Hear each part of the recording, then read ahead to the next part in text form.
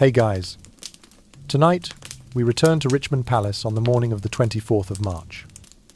Iten San, the very moment Queen Elizabeth I drew her last breath after 45 years on the throne, she wore a black velvet Tudor embroidered gown, a string of luminous pearls peeking at her neck, and her hand still clenched around a quill pen, stained with dried incas, if trying to preserve one final secret before closing her eyes. Are you curious what she managed to write in that letter? Why? Even at the very end. The true story remained hidden? There were clues so chilling that her courtiers sealed the letter immediately. You won't survive the truth. So, before you get comfortable, take a moment to like the video and subscribe, but only if you genuinely enjoy what I do here. Let me know in the comments where you're watching from and what time it is in your area. Now, dim the lights. Maybe turn on a fan for that soft background hum. And let's ease into tonight's journey together. Now, you might be sitting or lying down comfortably under a soft glow, feeling each breath slow and steady as your mind drifts between wakefulness and sleep. Imagine I'm telling you a gentle story, wrapped in secrets thrilling enough to make your heart race, yet soothing enough to lull you to sleep. This tale begins on a frigid March morning in 1603 at Richmond Palace, where you and I will open the dark chapters of Elizabeth I's life, the legendary Virgin Queen. How was that? Close your eyes and listen. Elizabeth I was born in 1533, the only surviving child of King Henry VIII and his second wife, Anne Boleyn. Her father, Henry VIII, was notorious for his ruthlessness and obsession with producing a male heir, divorced and remarried 6 times in pursuit of a son. Her mother, Anne Boleyn, charismatic queen adored by many, was executed for adultery when Elizabeth was only 2 years old. Can you picture that little princess thrust into a world of intrigue and bloodshed, where maternal love was denied, and royal status could vanish at a king's whim? From an early age, Elizabeth learned that power always carries peril. Picture her sitting quietly in the Hampton Court corridors, watching courtiers whisper conspiracies and cast calculating glances. She dedicated herself to study Latin, Greek, French, Italian, and delved into Christian doctrines to understand the shifting religious landscape. That intellect became her shield through countless crises, preparing her for the throne at age 25 in 1558. When she ascended, Elizabeth I proved herself not only a ruler, but a master strategist. She swiftly established the Church of England under Protestant tenets, quashing every Catholic plot against her. Imagine the mighty Spanish Armada arriving in 1588 to crush England's rebellion, only to be decisively defeated by a smaller English fleet. That victory cemented the Virgin Queen as Europe's most formidable monarch and elevated England to naval supremacy, paving the way for voyages to the distant Americas. Did you know her reign is called the Elizabethan Age? It was a cultural flowering. Shakespeare and Marlowe penned plays and poetry. London's theatres glittered by candlelight, and royal libraries brimmed with rare manuscripts. Elizabeth used the arts as diplomacy, hosting lavish banquets, inviting talented artists from afar. Envision her in a resplendent gown, offering a knowing smile as a new play unfolded, before her every gesture exuding authority and subtle charm. Throughout her 45 years on the throne, Elizabeth never married. You may have heard her call herself the Virgin Queen, a shield no suitor could breach. Countless European princes sent marriage proposals, yet she artfully delayed them, losing her singledom to command diplomatic attention while retaining absolute power. To Elizabeth, marriage meant compromise and alliance things she refused to accept until her final breath. She maintained her image of chastity, turning her unmarried status into a brilliant political tool. In her twilight years, people still remembered Elizabeth I as majestic yet profoundly lonely. Court life wore on her political stress, and restless nights in opulent yet cold chambers made her acutely aware of pride's fragility. Picture her in her grand bedroom, examining every seam and jewel in the Mirora ritual to preserve the flawless image she presented to the world each morning. On the morning of March 24, Elizabeth I closed her eyes for the last time without uttering a word. News of her peaceful death in old age spread swiftly, but don't drift off just yet. In her royal wardrobe vault, courtiers discovered a secret letter, sealed with red wax bearing the royal seal. Hidden behind her cosmetic boxes and pearl necklaces. Can you picture them trembling as they opened it? Each slanted line of ink revealing the unthinkable. Her death was not a natural end, but the culmination of decades of poisoning. That letter describes how Elizabeth meticulously documented each step of her beauty routine. Lead-based face powder to conceal scars. Mercury-laced rouge to flush her lips. A porcelain white finish, like fresh snow.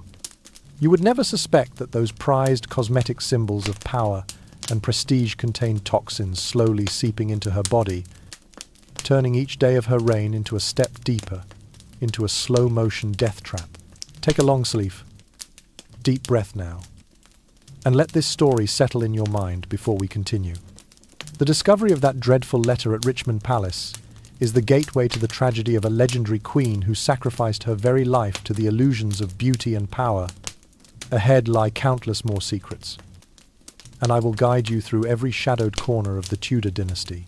And so, as the mysterious letter at Richmond Palace revealed the slow-motion tragedy of the Virgin Queen, let your mind drift back to Elizabeth's childhood wounds. You lie quietly in your warm room, listening as I tell you about a 2-year-old girl forced to bear irreparable loss. Born in 1533, Elizabeth was no ordinary princess. She was the daughter of the infamous King Henry VIII, ruthless and obsessed with a male heir and his second wife. Anne Boleyn, yet by age 2, Elizabeth watched her mother stripped of her crown, accused of adultery, witchcraft, and treason. On the morning of May 19, can you imagine the little princess trembling in the shadows as Anne was led to the scaffold at the Tower of London? A French swordsman's cold blade severed her head, erasing her name and legacy images burned forever into Elizabeth's young mind. Suddenly declared illegitimate, Elizabeth lost her title and inheritance. Picture her heartbreak as her name vanished from the rolls of royalty. Her future torn away by a father's decree. The corridors of Hampton Court must have felt impossibly vast and empty for that frightened child. Not long after, Henry VII married Jane Seymour, mother of Edward VI, then divorced Anne of Cleves, and had Catherine Howard executed in a similar bloodbath. Can you see Elizabeth? Still so young, witnessing each hasty marriage and brutal execution, each scene imprinted a harsh lesson. Tudor courtship knew no love-only betrayal and violence. From that moment, Elizabeth learned to veil her emotions. While other children played, she curled up in a quiet corner, observing regents' whispered intrigues and masked glances. Can you imagine other Tudor children giving her a wide berth? In her eyes shone caution and survival skills far beyond her years. Driven by necessity, Elizabeth honed her mind as her sole weapon. Picture her bent over books in Latin, Greek, French, and Italian, copying down Thomas More's speeches, poring over scripture to decode theological power plays. In the candlelit hush, she read deep into the night. Sharpening her pen for the day, she would write her own destiny. That intellect carried her through the perilous years. See Elizabeth stride along Hampton Court's velvet shoe-carpeted hallways. Confidence in every step, yet beneath that poise lay a heart still heavy with fear and grief. In her gaze, you glimpse the shadow of a mother lost and the fierce determination to overcome. When Henry VIII died and Edward VI succeeded, then Mary I seized power with her harsh Catholic policies. Elizabeth again stood in the crossfire of religious upheaval. Listen closely and know she didn't simply survive.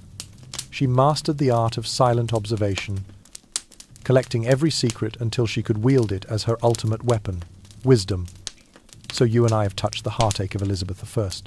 a little girl robbed of her mother and her rank, forced to rise alone in a court ruled by deception and brutality.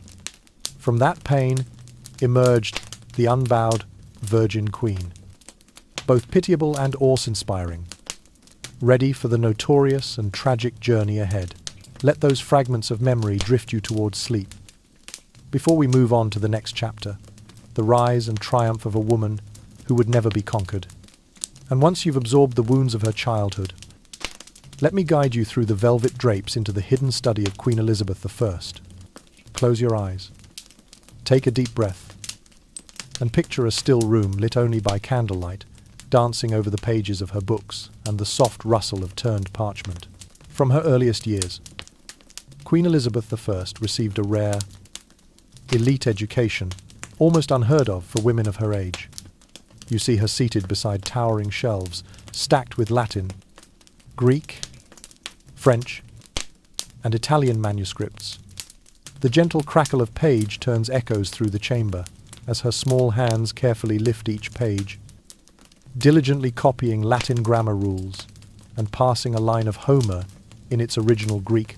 Imagine the spark in her eyes as she devours every word, her face bent over the text as though she's discovered a treasure trove of knowledge. But Elizabeth I did not stop at language esche, devoted hours to studying theology and politics. You can almost hear the page turning as she cross-references theological treatises, comparing Catholic and Protestant interpretations of Scripture by candlelight.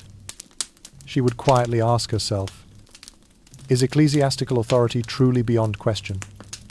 And record tiny Latin annotations beside her quotations. Thus, by the age of 14, when King Henry VIII passed away, Queen Elizabeth I was already confident enough to engage dukes and bishops alike fully versed in doctrine and keenly aware of the political schemes hiding behind pious verse. Picture her refining her diplomatic skills in that very chamber. She never stepped into the spotlight of court without meticulous preparation. One afternoon, you might observe her rehearsing a speech in front of a small mirror, adjusting her cadence to be both solemn and compelling. You can almost hear her secretaries murmuring outside the door. She's rehearsing a line she's never spoken, they whisper. Watch her eyes. They reveal more than her words. Heim. In this sanctuary, Queen Elizabeth I mastered the art of talking at length without revealing a secret. You would see her practice asking casual, open and ended questions to coax information from her listeners, then deftly pivot to another topic without betraying her true intent. During mock court sessions, she would note every startled glance and half-answered reply, analyzing them later to discern friend from foe. You might even hear her murmur to herself, every word is a weapon, every silence a fortress. How? Imagine the doors to that study sealed shut under her command. Windows blacked out save for a slit wide enough for a single candle beam. Outside, courtly music and banquet drums still echoed through the halls. But inside, only the rustle of pages and the steady rhythm of her breathing remained. Here, Queen Elizabeth I first found refuge, a place where no one could overhear her inner doubts or her fears for her fragile reputation. Notice how she structured her days. After formal lessons, she returned to her private study to jot down every rumor she'd heard at court.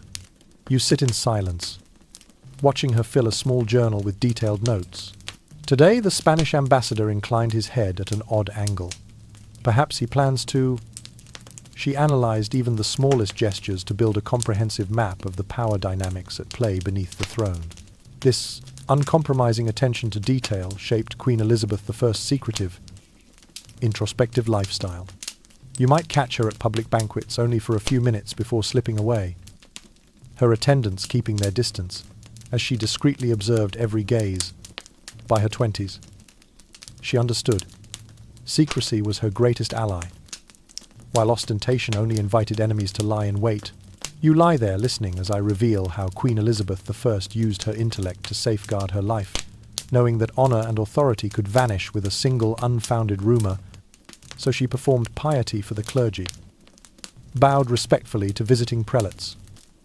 Yet inside, She questioned, recorded, and calculated every detail.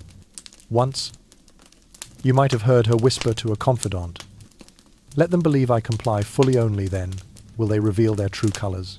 It was this blend of intelligence and discretion that allowed her to survive countless intrigues and become the legendary ruler we know. And so, you've joined me in exploring Queen Elizabeth I, world of learning and cloistered discipline. From Latin and Greek to theology and diplomacy, she armed herself with the sharpest weapons of power. That quiet chamber behind the velvet curtain was not a retreat born of fear, but a strategic fortress, a necessary training ground before she would ascend to the highest throne.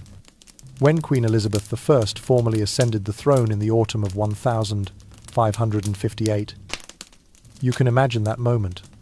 Morning light streaming through the stained glass windows of the chapel, illuminating her pearl-dew-encrusted golden crown and bestowing new life upon a nation rocked by turmoil. You stand among the court officials, feeling their collective breath catch as the herald's voice rings out, "The king has passed. Princess Elizabeth is now your rightful queen." From that instant, Queen Elizabeth I bore the weight of uniting a realm torn between Catholic and Protestant loyalties. On the very first day of her reign, Queen Elizabeth I ordered the convening of the Anglican clergy, restoring the Protestant settlement under the Act of Supremacy.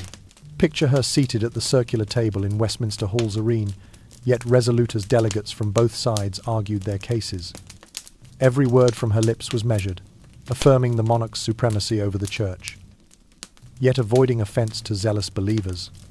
In doing so, she maintained fragile balance and thwarted Catholic plots backed by Rome. The most resounding triumph of her early rule came in 1588, when the mighty Spanish Invincible Armada set sail for England. Envision the misty tide at dawn, warships outlined against a ghostly sea, and then the thunder of cannon fire rippling across the waves. Queen Elizabeth I watched the campaign unfold over a large ebony map, her hand pressed against casualty reports in front of Admiral Drake's dispatches. The roar of victory salutes across Tudor harbours marked a turning point. England had vanquished its greatest rival and secured its shores. That victory did more than ensure national security. It forged England's destiny as a maritime superpower. Hear the lapping of waves against the hulls of returning galleons, mixed with the cheers of sailors whose triumph had echoed around the globe. The Royal Navy paraded the Tudor banner at Plymouth, while Queen Elizabeth I, resplendent at Whitehall Palace, acknowledged the crowds with a grateful yet unflinching gaze. Amid this prosperity, the Elizabethan age blossomed across England. You step into London's Globe Theatre, the wooden stage dressed in vibrant hues, the groundlings shouting beneath torchlight, actors in lavish costumes, unleashing tragedies and comedies. Queen Elizabeth I delighted in new plays by William Shakespeare and Christopher Marlowe, applauding enthusiastically at lute solos and offering a discreet smile to the young playwrights. Her patronage extended beyond drama to poetry and music in royal banquets. Picture a long table draped in pristine linen, candles reflecting off a gilded hourglass. Musicians coaxed melodies from viols, ancient tunes filling the warm air as Queen Elizabeth I leaned forward to hear the latest compositions.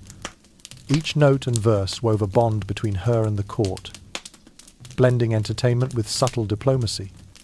But the language of the banquet was more than music. It was the language of glances and smiles. You stand at the fringe of the feast, watching Queen Elizabeth I engage the French ambassador, a slight tilt of her head, an affectionate yet measured look, an invitation to move the conversation to maritime science over another fine wine.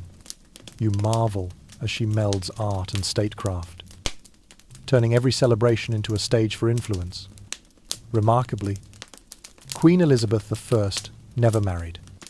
Imagine her placing a ring on a European prince's finger only, to delay tactfully afterward. Court whispers drifted. The Spanish prince has sent another proposal. And, she replies, she needs more time to consider.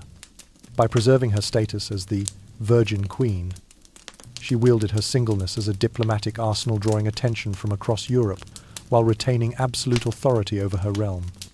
In the arena of diplomacy, celibacy proved her most potent weapon. You see her receive proposals sealed with red wax from across the continent. Each letter a beguiling plea. She read them with a half smile, then stored them away in her iron-bound chest. In doing so, she refused to align herself with any foreign house, keeping the reins of power firmly in her own hands. You might hear the soft rustle as she drafts polite yet indefinite replies courteous enough to avoid offense, vague enough to delay commitment indefinitely. Each marriage offer became a display of power. Picture Queen Elizabeth I in a pristine white gown, pearls shimmering beneath a chandelier, her smile faint but determined. A bow from a foreign prince was met with a prolonged ceremonial pause, obliging him to wait. Then she would say, "I appreciate your petition. Please await my decision." That pause erased all past ties and underscored one truth. Here, the Queen alone wields authority. Through this dance of proposals, Queen Elizabeth I cemented her singular status. You see her step onto a balcony overlooking the harbour, where ships bound for the New World billow their sails. The sunset dyes the water gold as she closes her eyes, feeling the salt breeze on her face, imagining an England under her rule renowned across the four corners of the earth. You remain silent, beholding that image, and contemplating how her solitary path became the bedrock of her power. And so you sit quietly as this luminous chapter of her reign unfolds in your mind, guiding you gently towards slumber. Your breath relaxes, candlelight flickers softly, and though the next tale will reveal the tragedy of her lead-based cosmetics, for now let the grandeur of her rise and the challenge of power rock you into a peaceful reverie. And then, in a brisk autumn of 1562, within the venerable stone walls of Hampton Court, you catch the very first rumble of alarm. Queen Elizabeth, I has fallen gravely ill with chickenpox. Trinket cups of soothing tea appear at her door, and the heavy oak panels swing shut as if to protect a dire secret. Outside, misty rain drizzles across the courtyard, while inside the palace, corridors bustle with urgency. Servants bear bowls of herbal infusions. Physicians murmur prayers for her recovery, and every gaze turns toward the great bell in the North Tower. Tolling dreadfully, you close your eyes, feeling a chill seep into your bones, before picturing the Queen, pale and trembling, leaning on a polished cane as she is helped into a hidden chamber, her skin dotted with angry red pustules. Within days, her condition deteriorates. You imagine fever surging through her like a raging fire, leaving her delirious and drenched in sweat that soaks the thin, golden silk of her gown. The court is torn between fear for her life and dread of another humiliation. If the scars remain, her Phaeacian emblem of divine favour and royal grace will be forever altered. In Tudor society, a monarch's beauty was regarded as a sacred blessing. Even a single flaw could cast doubt on her right to rule. You see courtiers whispering anxiously, some crossing themselves, others scrutinizing every movement of the physician as he applies a poultice of fern leaves and herbal salves to her brow. During the Queen's convalescence, Hampton Court transforms into a secret infirmary. You hear hurried footsteps of grooms racing down long corridors, the crash of a herb bowl shattering on cold stone when a hand trembles. Eastern apothecaries and Western surgeons confer in hushed tones, should they apply a poultice of fern, crushed angelica root, or tincture of medicinal wine. Each remedy is tested, even as prayers echo from the nearby chapel.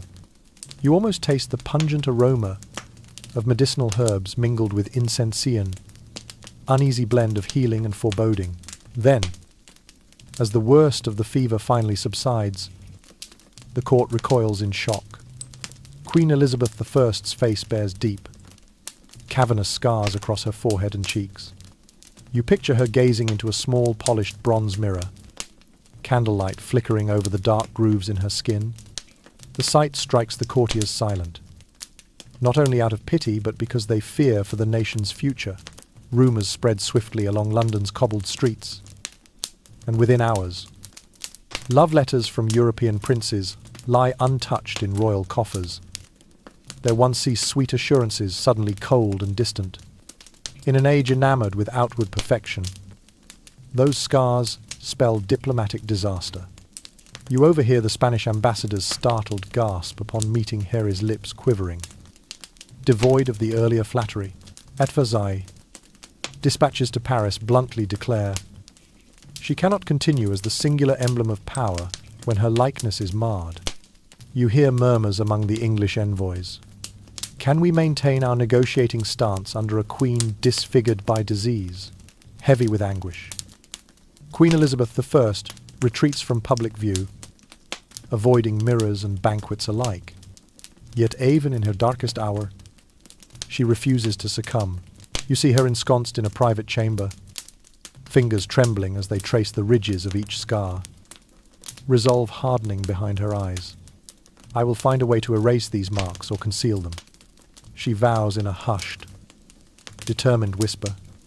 Caught between rival forces of legitimacy and doubt, Elizabeth stands at a life-way do-or-death crossroads. Either accept diminished authority by exposing her scars, or find means to obliterate these dreadful reminders. You picture her summoning the realm's finest physicians and apothecaries, poring over Western treatises and Eastern prescriptions, pearl powder masks, rose distillations, swallow's nest salves. Each treatment brings its own agony. As the healing paste dries, it crackles against her skin. You almost hear the rasp of the dried mask as it meets the mirror, shards flaking away under the candle's dance. But no remedy fully restores her former visage. Disappointment compounds her physical pain. You watch her hide behind velvet drapes, eyes rimeried, forgoing court receptions when a new letter arrives. Its ornate heading remains silent, heightening her sense of abandonment. She knows that if her true face is revealed, Europe's rulers will question her strength, perhaps even conspire to unseat her. In that moment of solitude, Queen Elizabeth I grasps a terrible truth. Power and beauty have long been entwined. You feel her inner turmoil as she imagines the court's reaction lords and ladies gathering, suspicious eyes, measuring her every feature. Hushed mockery trailing behind her. A single scar could turn her into a figure of ridicule, erode trust, and ultimately cost her the throne. Fueled by a fervent desire to reclaim her radiance, she refuses to surrender. You witness her sketching meticulous plans to conceal the blemishes with cosmetic artistry imported Venetian ceruse. Mercurilan, roux, mixtures of pearl powder and apple vinegar. By candlelight, she experiments with proportions, layering the pale paste until her skin appears as smooth as porcelain. You almost hear the soft hiss of powder in a dish as she consults her handwritten recipes, a prelude to a new tragedy. A battle between her instinct to survive and her yearning for immortality. That hidden scar beneath the mask of white makeup not only salvages diplomacy, but ushers in a slow descent into self-poisoning, cerebral struggle between self-preservation and an unquenchable thirst for eternal youth. You hear her sigh. Tender, yet bitter. Power may buy many things, but never the unblemished canvas of virgin skin. And so, in the dim light of Hampton Court, Queen Elizabeth I chooses her next path, to hold fast to her crown at any cost, even if it demands the sacrifice of her own health. Now, let your breathing steady and your mind drift, as the tale of Chickenpox crisis and hidden scars lingers softly in your thoughts, guiding you gently toward the next chapter, where the tragedy of leady-based cosmetics will unfold. Close your eyes and feel the soft breeze drifting through the window frame, the scent of scented candles mingling with the warmth of the hearth.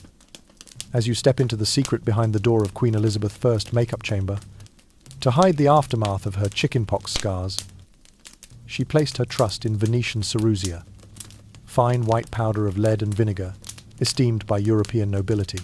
You can almost hear the small porcelain jar pop open, Then, the rustle of powder as it's stirred into vinegar, forming a creamy paste. At dawn, after the palace bells chime, the Queen enters her warm dressing room. Walls lined with ancestral portraits and a silver-framed vanity set at its centre. You watch her settle into a velvet armchair, a sheer veil draped over her head, exposing only her forehead and cheeks where the scars lie deepest. Beneath flickering candles, her hand gently pats on a thick layer of ceruse, covering from brow to temples, down to the cheekbones, creating a flawless white base that glows like polished marble. Just a few layers of ceruse, and you can no longer see a hint of pockmark. The Queen's skin appears smooth and pristine, but that is only the beginning. Next, she applies kohl around her ice and ultrafine charcoal line that deepens her gaze.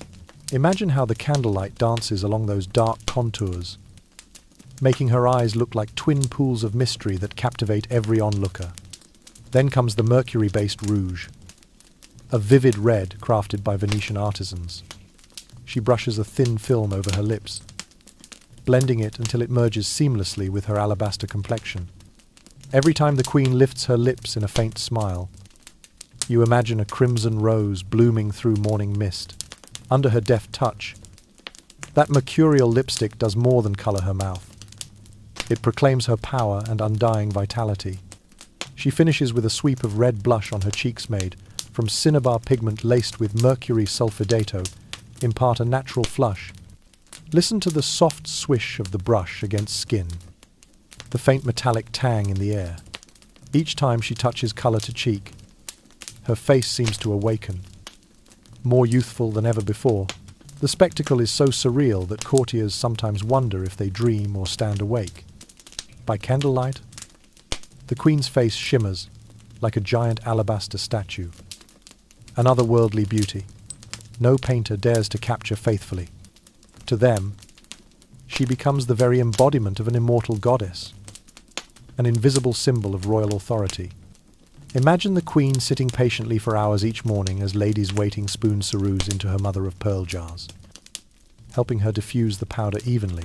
Chroniclers record that she wore 4 to 5 layers of ceruse, followed by kohl, mercurial rouge, and finally the cinnabar blusher, painstaking, ritualized process. One misstep, one cracked layer, and the hideous scars would reappear. So every motion must be deliberate and slow. Courtiers later reminisce, she appeared like a marble idol bathed in candlelight, skin unblemished, eyes black as mysterious valleys, a smile red as dawn after a storm. That vision seared itself into the memory of every witness, transforming Elizabeth I into an untouchable icona, colossal protective barrier, concealing her deepest insecurities. But notice this. Behind that exquisite facade unfolded a ceremony of self-destruction. Lead absorbed through her skin, seeped into her body day by day, accumulating in her tissues and bones. Each morning she awakened to this heavy mask of powder, whispering to herself, "Maintain this image, so no one sees the weakness beneath." And you, gazing at her, behold both eternal beauty and a faint melancholy, the melancholy of someone slowly killing herself one layer at a time. In every portrait painted after 1562, you will search in vain for the scars. Artists depicted a timeless queen, skin as flawless as pearl, eyes bright as stars, lips of vivid crimson. This was her strategy of power. She ordered that no realistic likeness be produced, only the perfected ideal. Any painter daring to reflect reality risked having the work destroyed. Thus, each day, Queen Elizabeth I basked in the court's praise of her beauty, even as she grappled with pain, fatigue, and the creeping poison of lead throughout her body. You can almost hear her weary sigh as she removes each layer of makeup, gently cleanses her face, and then begins Aniwan, endless drama of transformation, where each application signs her own slow, irreversible sentence. Amid the glittering court, You sense her profound isolation. No one truly knew what Elizabeth I endured. They saw only a perfect image, but could never touch the woman within. She had chosen the path of toxic cosmetics to engineer a false immortality, and the entire court complied, burying any suspicion for the sake of a queen's dignity and rule. And after that smooth white mask had rescued her from the horror of scars, Queen Elizabeth I seemed to have found a magic potion for her beauty. Yet it also marked the beginning of an inescapable addiction to cosmetics. Imagine each morning in her warm dressing room, when Venetian ceruse was applied thickly to her skin, followed by mercury-based rouge and bright, fresh lipstick. At first, the only thing the Queen cared about was that the dark marks faded completely and her skin became as white as porcelaina, look that made every ambassador crane his neck. But behind that radiant facade lurked invisible enemies: lead, mercury, arsenic, toxic chemicals that seeped layer by layer through her cells, silently accumulating over 4 decades. You can almost feel each tiny grain of lead clinging to her pores, slipping beneath her skin, then mingling with her bloodstream to continue its assault on her nerves. In those early years, she did not yet perceive the consequences. Her perfect makeup application made the scars seem never to have existed, and her ethereal complexion became an immortal symbol. Then the first warning signs appeared. The Queen grew irritably angry without cause, forgetting important details and even making mistakes during audiences. Have you heard the whispers in the palace? Her Majesty flew into a rage today over a delayed protocol. Everyone trembles when the Queen forgets the name of the councillor she just summoned. The carefully choreographed royal tantrums became sudden storms of fury. Once, she exploded in wrath simply because a lily was placed out of alignment, shouting and demanding the offender be stripped of rank. Her forgetfulness grew worse. At a council meeting in Whitehall, she signed a decree and then forgot the document still lying on the table. When reminded, she angrily banged the desk, shouting, "No one understands my work." Can you picture that scene? Each time a physician or senior minister tried to explain, the Queen only shook her head in frustration, refusing all justification. Tremors emerged as another complication. Picture the Queen holding a golden teacup, her hand shaking so badly that tea sloshed over the rim and dripped down the handle. At banquet, hands once as delicate as mist now trembled uncontrollably, forcing her to grip the chair for fear of extinguishing candles or spilling wine. The once majestic monarch appeared astonishingly fragile. The royal physicians who had warned of the dangers of lead cosmetics found themselves powerless against her absolute faith in her invisible mask. Hear them in the consultation chamber. We've tried Eastern and Western herbal cleanses, mineral baths, diet changes, but the mercury has penetrated to her very marrow. Even when her skin's surface was cleansed, her liver and kidneys were overwhelmed and could no longer filter out the heavy metals. The Tudor court adapted its protocols to accommodate the Queen's unpredictable temper. You might overhear new orders. Courtiers may present their petitions only within a fixed time slot and ask no more than a few questions. Attendants must maintain a safe distance when her hands tremble. All interaction became purely ceremonial now. One dared approach too closely, fearing a careless gesture could trigger another outburst. Through those years, the Queen grew ever more isolated. Picture her slipping alone into the dressing room to wipe away the lead lipstick and powder, then apply fresh cosmetics before appearing at a grand court banquet. No one saw her exhaustion, but her spirit had withered. Each layer of makeup not only concealed her scars, but also deepened her exposure to poison, pushing her closer to physical collapse. Amid the palace's splendor, you sense her absolute loneliness. Nobody knew what Elizabeth I was enduring. They saw only an untouchable icon. But no one reached the real woman beneath the white mask. She had chosen the path of toxic cosmetics to safeguard her authority, and the entire court silently complied, burying any doubt for the sake of royal dignity. You breathe in deeply. letting your heart settle before the tragedy of a supreme ruler shackled by her obsession with beauty. Each stroke of white powder was like a blade chipping away at her health. Each streak of red lipstick, like a slowly moving bullet aimed at her well-being. And under the flicker of countless candles, Queen Elizabeth I remained determined to preserve her perfect appearance at any cost. Now, let your spirit drift, your breath steady, and absorb the story of her beauty addiction and its slow-burn consequences. In the dying glow of that final candle, you may glimpse the silhouette of a woman both strong and profoundly fragile, wielding a throne, yet simultaneously drowned by her own desire for power and beauty.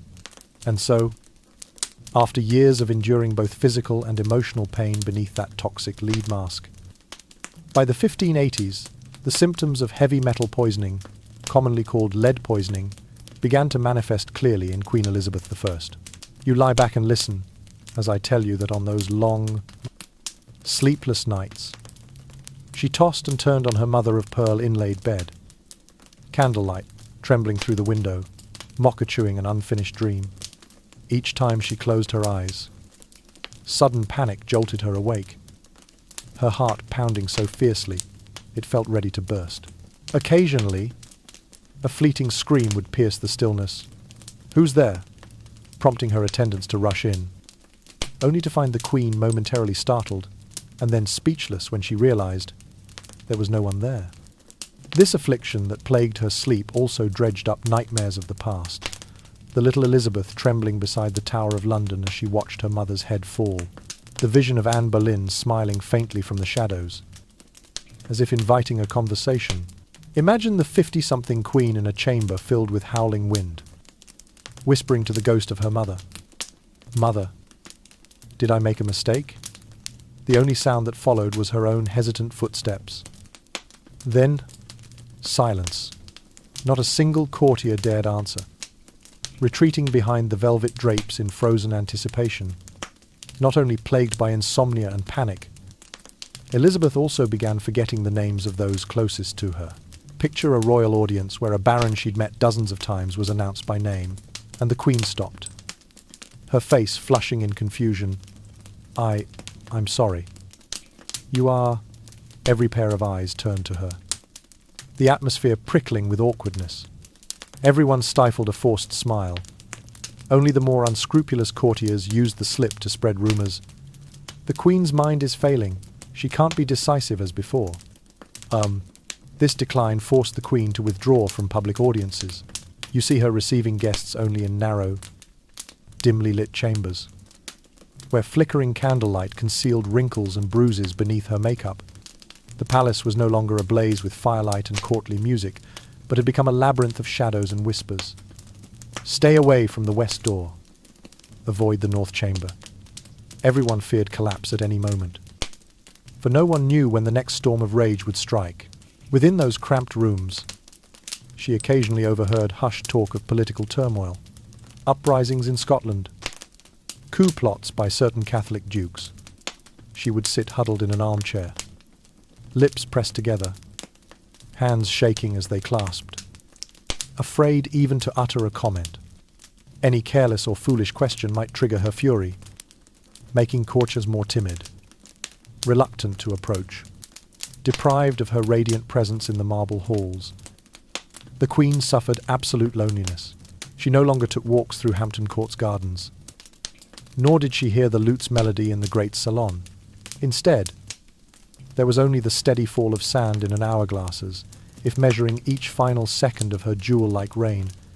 She spent hours lingering in the chapel, listening to prayers echo off the stone walls, seeking solace, though even God seemed powerless to lift the tragedy from her leady-painted heart. Listen to the wind outside the palace, the soft rustle of velvet drapes, shifting direction, evoking the image of Elizabeth sitting alone, staring into a dim mirror, her eyes rimmed with red tears, one moment reflecting on politics, the next lamenting her own battered fate. That loneliness, amid an atmosphere of supreme power, was more heartrending than ever. And in the moment, you take a deep breath, Let the story of Queen Elizabeth I's pathological symptoms and profound isolation linger before you drift off into sleep where the ghosts of power and beauty continue to haunt your dreams. And when Queen Elizabeth I, she could not relinquish her fragile lead-based makeup, she commanded that every flat mirror in the royal palace be packed away. You can imagine the scene. Ladies-in-waiting kneeling in deep bows as they removed each large silver-backed looking-glass from its wall frame, placed it into wooden crates, and fastened 2 iron hasps across each box. In its place, the Queen decreed only the use of gently convex mirrors, or lightly tinted glass, just enough to blur the harsh details of her face. Those fantastical curved surfaces warped reflections into dreamy, indeterminate shapes, smoothing out wrinkles and masking scars beneath layers of heavy white powder. You hear the rasp of craftsmen applying a matte black enamel to each mirror's frame before hanging them in the palace's more secluded corners.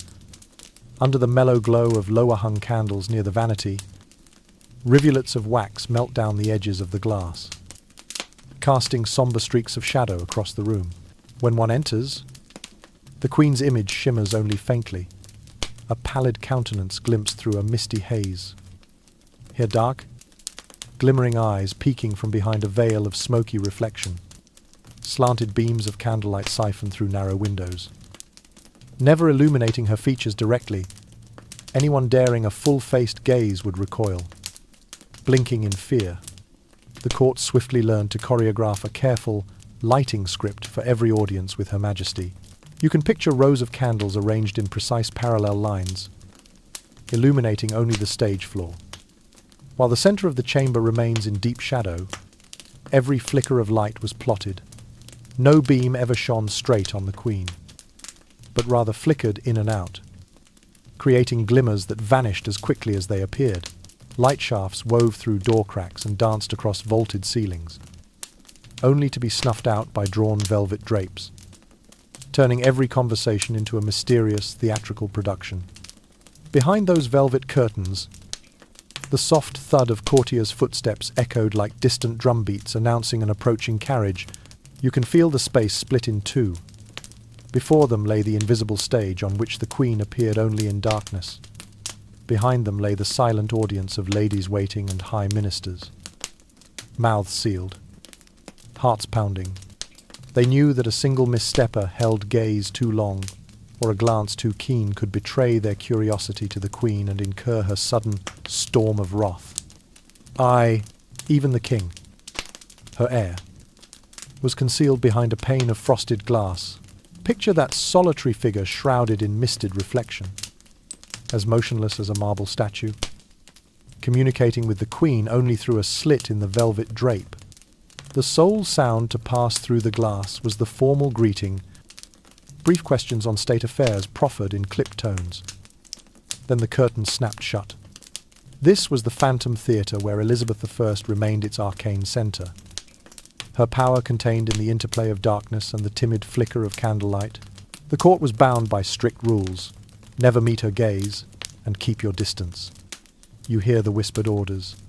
When the Queen appears, all must stand exactly 3 paces away. Hands held at chest level. Eyes fixed on the floor. Small dots of wax were even affixed to the tiled floor, marking the precise spots where courtiers stood to catch just enough diffuse light to honor her rippling visage. Anyone who stepped outside these predetermined zones would be quietly reminded, remember your place, in a tone as emotionless as the stone walls. Within those narrow, flickering chambers, Queen Elizabeth I resembled an undying spectre. You can picture her seated upon a velvet throne, her hands lightly resting on the carved armrests, her head slightly bowed to avoid direct illumination. When she raised her eyes to the curved mirror, her face looked foreign, as if concealing an eternal secret. No one dared ask, "Mother, why?" For even such a question might betray excessive curiosity. You lie there in silence and sense the absolute estrangement palace transformed into an invisible theatre where every feeling was concealed, every gaze regulated. The stage was not for open performance. but a dim sanctuary preserving power and unease. In that space, Elizabeth I played both director and star, while her courtiers acted as silent players, dutifully following her script to maintain a fragile illusion of beauty and authority. In her final months, Queen Elizabeth I withdrew into the darkness of long, sleepless nights. When the palace lay hushed except for a few flickering candles, she secretly penned her mental will upon fragile sheets of paper. Only her most loyal attendant, Catherine Carey, was permitted to sit beside her. Candlelight dancing over their lined faces. Imagine Elizabeth's hand trembling as she held her quill, each slanted stroke marking the fatigue of a once irresolute spirit. That last letter was more than a will. It was a bitter confession of self-destruction. The Queen wrote that she fully understood she was poisoning herself. The Venetian ceruse and accompanying lead cosmetics were called, in her words, a poison garden of beauty, where each layer of powder was a bloom of heavy metal, sowing death within her body. You can feel the tension as you read. Elizabeth I knew that her beauty was not a divine gift, but a sentence stamped upon her skin. In the letter, she revealed that certain courtiers had cunningly encouraged her to thicken and accelerate her makeup routine. Praises of her smooth white complexion and radiant smile were delivered like bullets to her will. Elizabeth noted, "They urged me to add more mercury, mix in more lead, so that I would never reveal my true face. I have been imprisoned in that poison garden, with no escape." You almost hear her voice crack. Candlelight, reflecting tears of resentment and despair. The letter went on to describe in detail the nightmares and hallucinations haunting her mind. She recounted nights of delirium, her thoughts, a hollow fog interrupted by echoes from the past her own screams, the spectre of Anne Boleyn lurking in a corner, whispering admonitions. The Queen admitted to periods of total blackout lasting hours, leaving her terrified that someone else might have ruled in her stead. Imagine that sense of insecurity. For a long time, she did not know if she still held the scepter or had become a puppet. Gasping for breath, she wrote, "Once I awoke in the night to hear an invisible assassin whispering in my ear. But when I turned, only emptiness greeted me. I believe I collapsed during a council session and left a long void in governance, while ministers decided in my absence." These lines send a chill down your spine, revealing the fragility of the greatest power. Sometimes, you cease to be yourself. Elizabeth I even described the physical struggle of writing, hands trembling with poison, ink smudged across her fingers, beads of sweat staining the pages. Each word she wrote served as an indictment of herself. "I once believed I created history, but now I only wish to find my way out of this deadly maze of lead." You can picture that mournful scene. A silent chamber, the drip of ink, and her ragged breaths an artist alone before her final masterpiece. The mental will did not stop at confession, but became a bitter plea. Elizabeth I instructed Catherine Carey that, if she died, the letter should be placed over her heart in the coffin, so posterity would learn the truth. "Let no one else lift this veil," she insisted. "You feel Catherine's heavy burden, to safeguard the spark of truth amid a court of lies." At its close, Elizabeth offered her soul's last testament. "I once regarded beauty as a weapon, a throne, but now I see it as a slow burial ground. I loved my crown. I even loved myself. Yet I endured a desire for immortality that stole each beat of my heart. If you read these words, pray sincerely that I be freed from this leaden shell and return to dust." You almost hear the wind outside, carrying a mournful melody for a life both glorious and bitterly constrained. When her final stroke was done, Elizabeth drew a long breath and set aside her quill. She turned to her bed, allowing Catherine to cleanse her face and draw the velvet curtains. The letter was folded, placed in a small box, and sealed with the royal sealer sentence, and a declaration from a queen who fought until her last breath to preserve an immortal image. And in the depths of your being, You sense an infinite sorrow, a soul nurtured in suffering, erecting an empire upon the foundation of beauty, only to be buried by that very beauty in the everlasting poison garden. That final mental will not only closed a life's chapter, but opened an inexhaustible haunting over the value of power, of beauty, and the price anyone, including the Virgin Queen, must ultimately pay. You awaken to the first feeble rays of dawn filtering through the warped shutters, sensing the chilly hush that descended on Richmond Palace on the morning of the 24th of March. In the stillness of that chamber, only a handful of trembling courtiers remain. You seem to hear each heartbeat held in anxious suspense as the grave announcement, Queen Elizabeth I has breathed her last, echoes like a death knell. No lamentations follow, only the soft plink of melted candle wax dripping onto cold stone and the thick velvet drapes drawn tight, sealing the outside world away from this moment of despair. You envision her laid out amidst a forest of curved mirrors and powder boxes, as if she were a solemn statue stranded in a sea of white.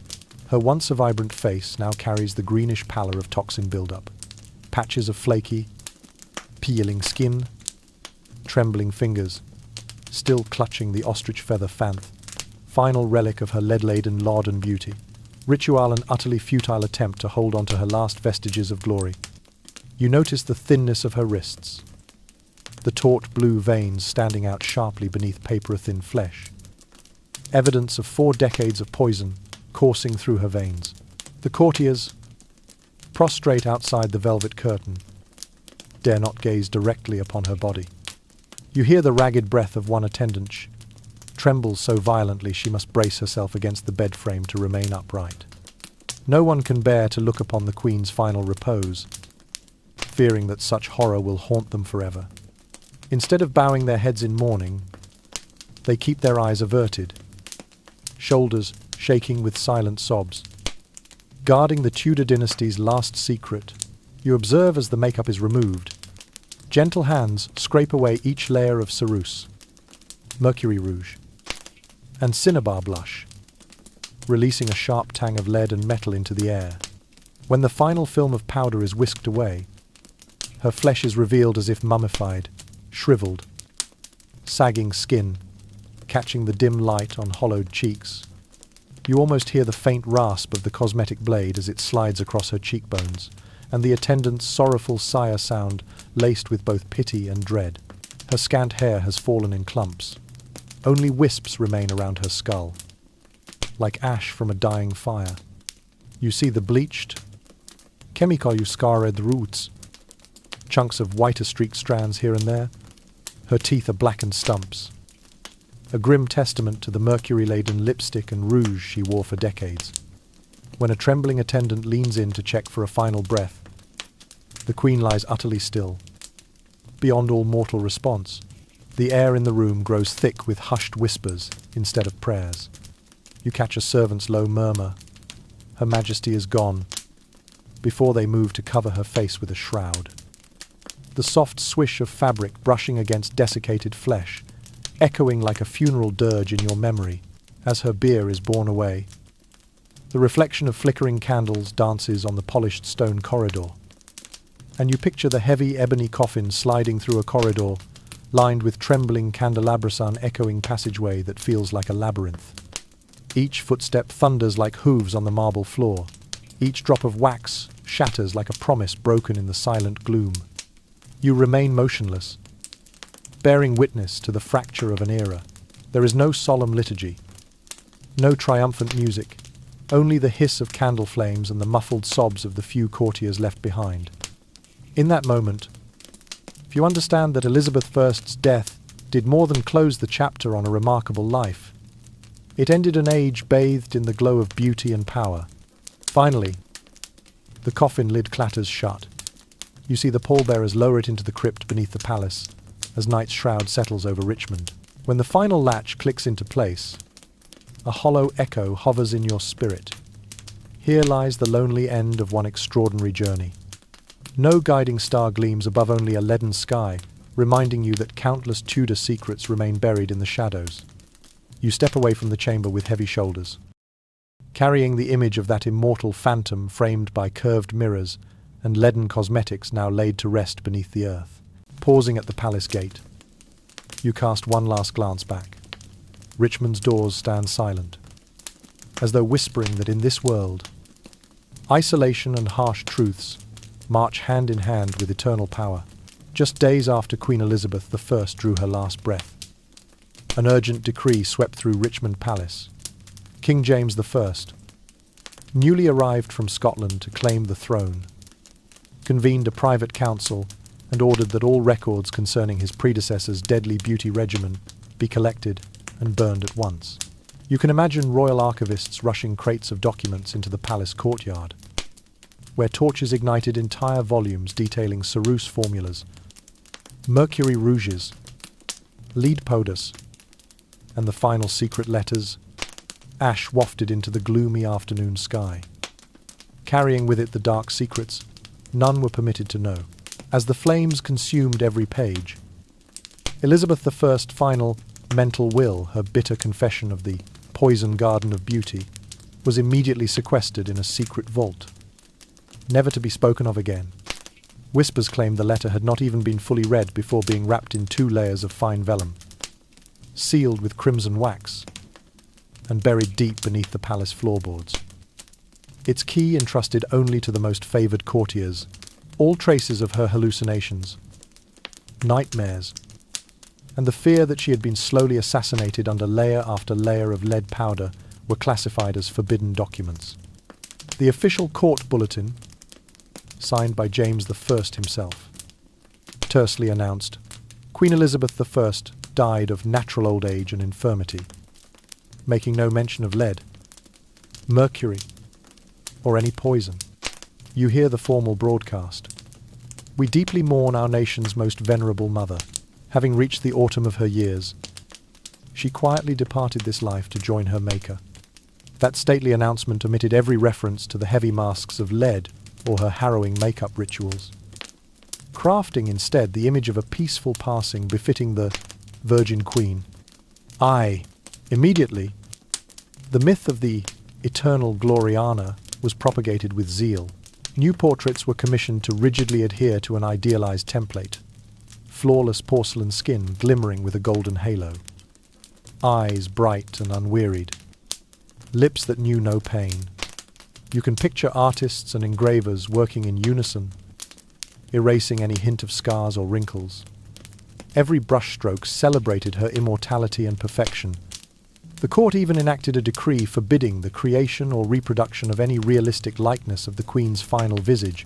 Soon, official historians were instructed to rewrite Elizabeth I's entire biography through a lens of triumph and hope. All her glorious feats defeating the Spanish Armada, restoring religious peace, fostering a cultural renaissance were underscored. But the tragic undercurrent of isolation and the leady poisoning makeup addiction was excised entirely, ensuring that the image of the everlasting Queen remained untarnished. Only a handful of secret handwritten copies survived, kept by a loyal cadre of courtiers who passed them down in hushed legends. You can hear murmurs in the palace corridors. I heard she had to hide in the shadows because of that convex glass, or no one dared linger near her, fearing her sudden rages. But the wider public beyond those walls only knew the glowing panegyrics and poetic odes to her beauty and wisdom, unaware that beneath lay a silent tragedy. And so Elizabeth I's personal catastrophe merged into a grand, radiant stream of history. Londoners gazed upon her newly erected bronze statue by the Thames, hailing the Virgin Queen, an immortal monument that would never age. You might imagine the crowds at its unveiling parade, banners fluttering, marching bands filling the streets, while few realized that beneath that gilded glove, her hand had trembled from lead poisoning. Yet the story did not end there. Generations later, private archives in select libraries began yielding faint clues-burnt pages, with charred edges hinting at the Queen's true final days. You can picture scholars piecing together fragmented letters, dispatches from French and Spanish envoys noting unsettling details of her waning appearance. Some even claim to have discovered charred vellum in the royal archive. Desperately trying to restore lost lines of her confession, Catherine Carey's private diary, kept safely by her descendants, remains tucked away in a noble family collection. A marginal note in that manuscript reads, "Her Majesty struggled for each breath, her right nostril rasped." Yet Crown authorities went to great lengths to suppress such accounts.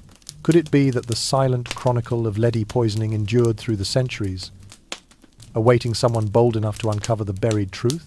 To this day, the eternal Gloriana reigns as one of the world's most celebrated monarchs. Portraits of her in resplendent white robes, a radiant crown, and an ageless smile appear on souvenirs, in paintings, and on screen. Few remember that her grandeur rested upon the most terrible of secrets. A lonely queen, terrified of ordinary mirrors, and erased by her own leaden mask. And as you close your eyes, you hear the hush of history's erased pages, the whisper of secrets still waiting in the ashes. Elizabeth I's story does not end with her solitary death, but begins a new haunting, the search for truth buried beneath the smouldering kiln of power. And so, from the ashes of secrets long buried, the image of Queen Elizabeth I rose again in the radiant halo of the Virgin Queen, the immortal emblem of a glorious dynasty. Picture her golden crown, studded with pearls and diamonds, glinting like the morning sun.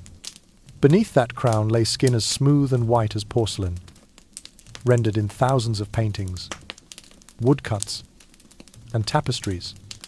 No trace remained of scars, wrinkles, or any blemish from her stormy life. Every subsequent portrait adhered to a single template: hair of rippling golden curls, eyes bright with confidence, a forehead as flawless as marble. Any artist daring to deviate faced royal disgrace or the erasure of their work. Imagine hundreds of such images hung in castles across England and Europe, from Buckingham Palace to Versailles, from Madrid to Rome, where the Virgin Queen appeared as an undying goddess. The myth of the ageless monarch was woven into literature, poetry, and drama. Odes praising her beauty, skin white as snow, eyes like stars, were recited at lectures in Oxford and Cambridge to thunderous applause. Poets such as Edmund Spenser and Philip Sidney composed lavish verses lauding the unsullied queen upon her immortal throne.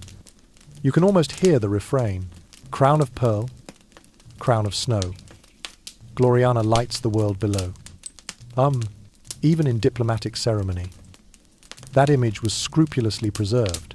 When foreign ambassadors arrived, they were first shown a newly finished portrait in candlelight. The velvet curtains then parted to reveal the queen in her white and gold gown, her face free of any sign of age. Throughout European courts, no one dared question what lay behind that aura of perfection. For centuries, the English people lived under the reign of that bronze statue ideal of the Virgin Queen. At national celebrations, the king and courtiers hoisted banners bearing her likeness, never the true, scarred visage, but only the perfected model. Envision crowds marching through London streets, waving flags and placards inscribed, "God and my right," affirming that she embodied divine authority and absolute independence. That legend even spilled into popular culture. Woodcut prints flooded the markets of Germany, Italy, and France, sold cheaply for home display as talismans of prosperity. Picture an elderly villager polishing a brass frame, her trembling hands proud to hang the flawless Virgin Queen above her hearth, daily invocation of her peerless perfection. Yet behind that glossy legend lay a horrifying reality.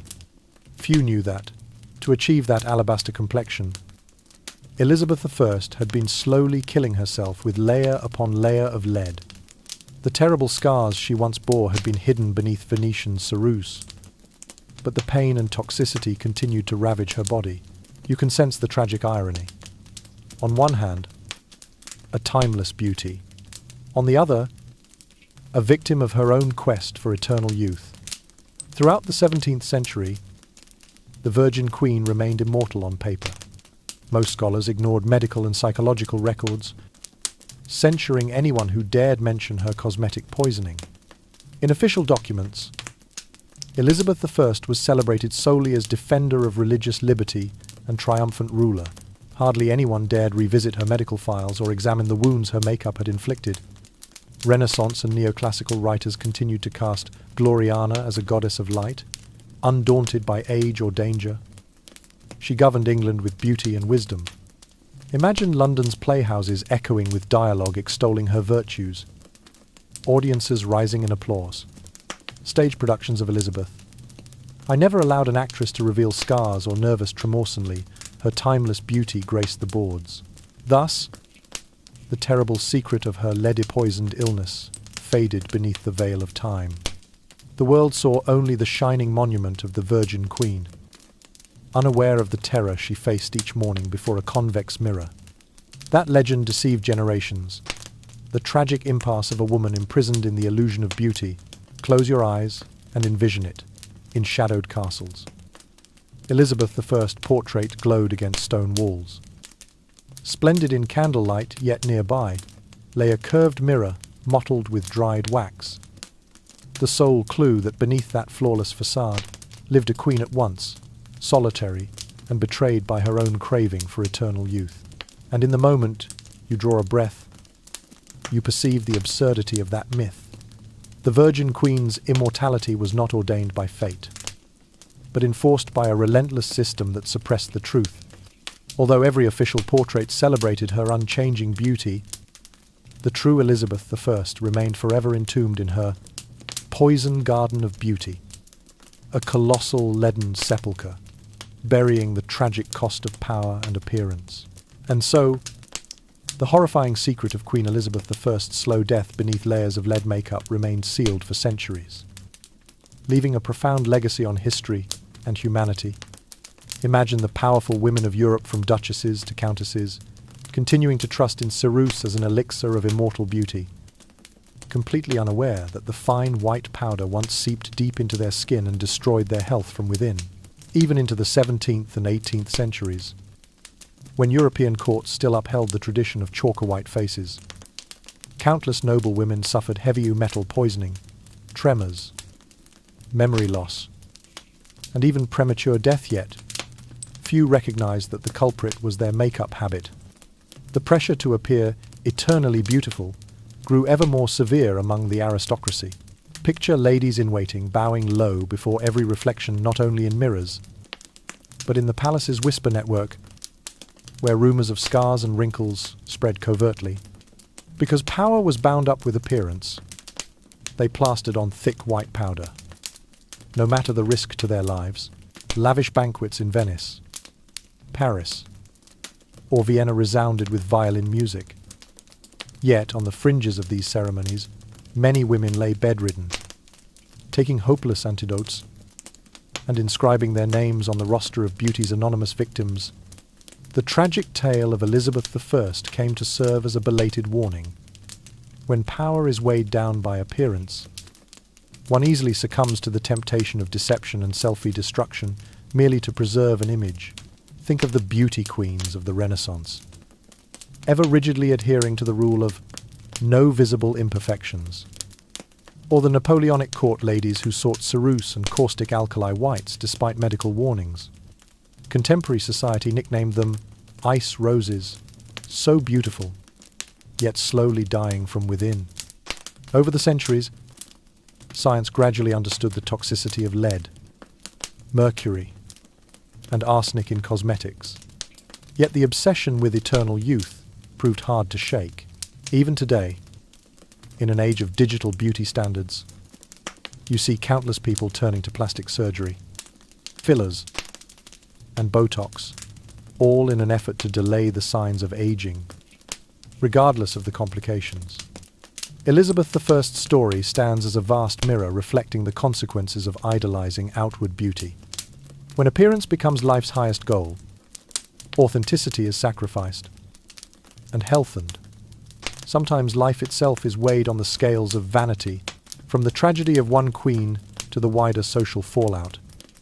The profound lesson for us is this: power or fame should never rest solely upon one's looks.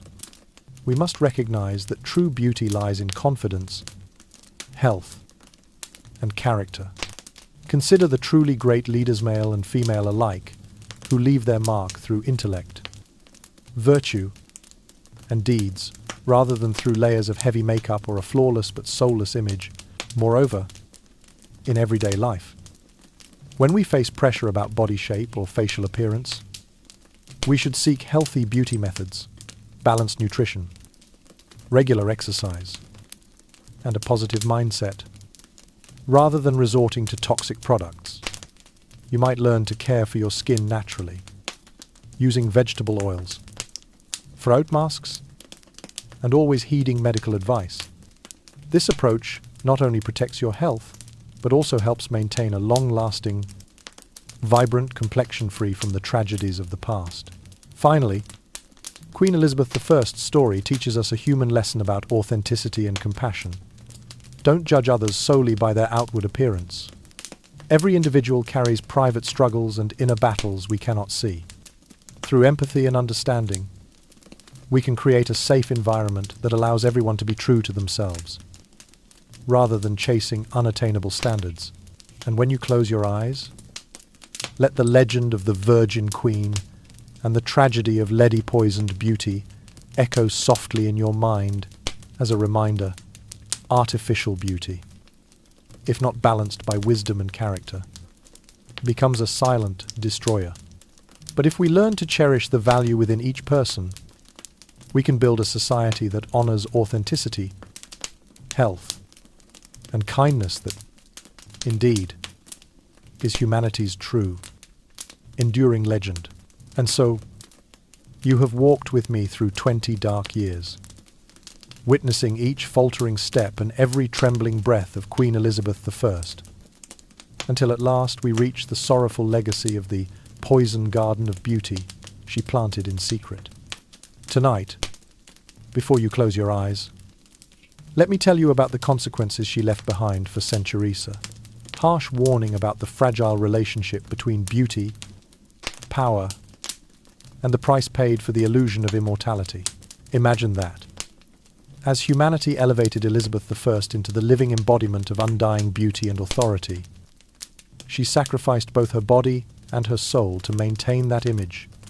Every layer of lead powder, every streak of mercury rouge, every microscopic grain of lead was a hammer blow against her flesh. This is not merely the tale of a great queen, but the tragedy of a human being desperate to transcend the natural cycle of birth, aging, sickness, and death. Can you feel her loneliness and despair as she gazed across the vastness of her palace, seeing only her own hazy reflection in a convex mirror? Elizabeth I's legacy to posterity was not only a prosperous reign, but also a bloody lesson on the dependence upon outward appearances.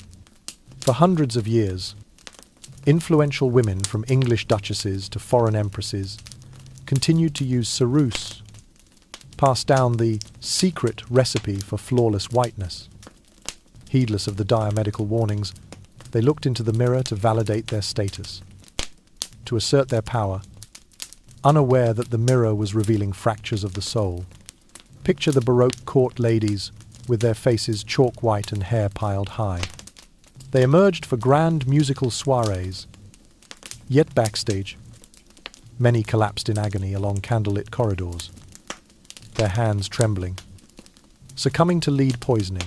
Whispers of "her mind is failing" or "her hands shake like those of the stricken" floated behind velvet drapes. While the public beheld only the glittering splendor of the court, that tragic legacy stretched into the Enlightenment. When the first physicians began linking lead to neurological disease, even then, their warnings were confined to laboratory notes. The makeup rituals of the nobility carried on unabated. Beauty remained the supreme criterion, and power remained inseparable from appearance, turning countless women into living skeletons of vanity. Now turn your mind forward to the 20th century. Women flocked to collagen masks, Botox injections, and dermal fillers, striving to delay the signs of aging at any cost. They call these treatments the weapons of power. echoing Elizabeth I's own description of her lead cosmetics as her poison garden of beauty. You realize that? Despite scientific progress and bans on toxic substances, the obsession endures. People still place appearance above well-being, willing to sacrifice more rather than embrace the inevitability of growing older. Thus, Elizabeth I's story carries a profound human lesson. Be wary of the belief that power resides in appearance. Whether you are a head of state or an ordinary person, true beauty springs from within knowledge, kindness, and resilience in the face of adversity. Picture the genuine leaders, men and women alike, whose legacies rest on intellect, character, and action rather than on layers of makeup or a flawless but soulless facade. Moreover, in daily life, when confronted with pressure about body image or facial features, seek healthy beauty methods, balanced nutrition, physical exercise, and a positive mindset, rather than resorting to harmful chemicals. Learn to care for your skin naturally with plant oils, fruit masks, and always heed medical advice. This approach not only safeguards your health, but helps you maintain a radiant complexion in the long run, free from the tragedies of the past. Finally, Queen Elizabeth I's story teaches us a lesson about authenticity and compassion. Do not judge others solely by their outward appearance. Every individual harbors private struggles, inner battles hidden from view. Through empathy and understanding, we can create a safe space for people to be true to themselves, rather than chasing unattainable ideals. And as you close your eyes, let the legend of the Virgin Queen and the tragedy of lead-poisoned beauty echo softly in your mind as a reminder: artificial beauty, if not balanced by wisdom and character, becomes a silent destroyer. But if we learn to cherish the inner worth of each person, we can build a society that honors authenticity, health, and kindness. This, indeed, is humanity's true, enduring legend. And so we've journeyed through the glorious yet bitter life of Queen Elizabeth I, her reign of wisdom to the tragedy of the poison garden of beauty, and finally to the sorrowful legacy she left behind. Why share this tale? Because sometimes bedtime stories from history not only soothe the heart, but also offer deep lessons. Power is never absolute, and beauty can be both a weapon and a silent tomb for the human spirit. I hope this episode will gently carry you into a restful sleep, accompanied by reflections on authenticity and the courage to live true to yourself. You may dream of Tudor courts, convex mirrors, and the faint gleam of lead cosmetics. But remember, true beauty always lies beneath the surface. If you enjoyed these tender yet profound tales, please subscribe to the channel and ring the bell so you won't miss future installments. Good night, sweet dreams, and I'll see you on our next mysterious journey through history.